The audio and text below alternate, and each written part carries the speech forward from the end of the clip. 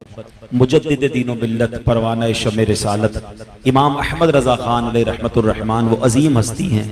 कि जिनके बारे में जितना पढ़ते हैं जितना जानते हैं अकल हैरान हो जाती है। एक तरफ तो आप तकवा और परहेजगारी में अपना एक अलग मकाम रखते हैं, इबादत में आपका मकाम बहुत बुलंद है, सुन्नतों पर अमल सुभान अल्लाह,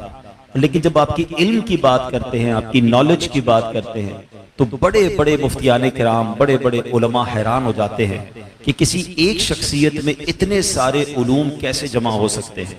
यानी मिसाल के तौर पे आपको आज की ज़बान में समझाऊं तो कोई शख्स एक या दो तीन चीज़ों पर पीएचडी कर सकता है, मास्टर्स कर सकता है,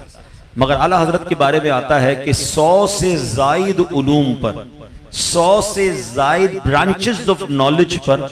आप मास्टर्स का दर्जा नहीं रखते थे बल्कि अथॉरिटी का दर्जा रखते थे। आला हजरत वो शख्सियत है कि जिन पर लोग पीएचडी कर रहे हैं, और आला हजरत की सिर्फ जात पर नहीं,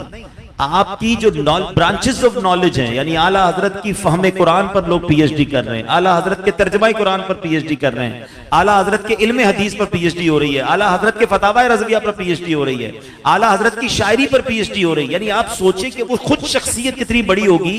कि जिसकी जिंदगी के किसी एक पहलू पर लोग पढ़ रहे हैं, थीसिस लिख रहे हैं और पीएचडी हासिल कर रहे हैं। तो इससे अंदाजा कीजिए कि एक मदरसे में रहने वाली शख्सियत जो दुनिया की किसी यूनिवर्सिटी में बाकायदा तौर पर नहीं गए हैं, मगर ऐसे ऐसे उलूम अल्लाह ताला ने उन्हें अता फरमाए, ये खास ऐसा इल्म लदुन्नी का फैजान था कि जिस सिमत आ गए हैं सिक्के बिठा दिए हैं, कलम उठाते थे तो इल्म के दरिया बहा देते हैं। तो आज हम आला हजरत इमाम अहले सुन्नत की उस अजीम फकाहत और जहानत और फतावा पर तो बात नहीं कर सकेंगे क्योंकि ये बड़े बड़े उलमा और मुफ्तियाने किराम का काम है। मैं कुछ आला हजरत इमाम अहले सुन्नत की आदतें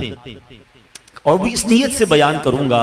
कि जब अल्लाह ने अपने वली को इतना बड़ा मकाम दिया और उनकी ऐसी क्या आदतें थी जिनमें से कुछ हम अपनाएं और अपनी जिंदगी को बेहतर करने की कोशिश करें। आला हजरत इमाम अहले सुन्नत को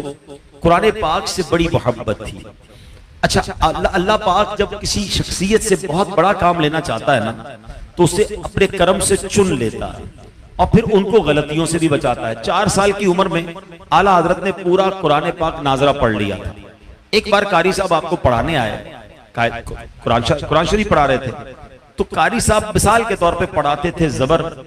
आला हजरत की जबान से निकलता था जेर, दोबारा पढ़ाया एक लफ्ज उसमें जबर था, आला हजरत की जबान से जेर ही निकलता रहा। आपके वालिद साहब करीब बैठे थे, आप जानते थे कि आला हजरत एक बार कोई बात समझाई जाए ना, उसको हमेशा रिपीट ठीक ही करते हैं। ऐसा हो नहीं सकता कि अहमद रजा ऐसी गलती बार बार करे। जब काफी देर तक ये देखते रहे कि कारी साहब जो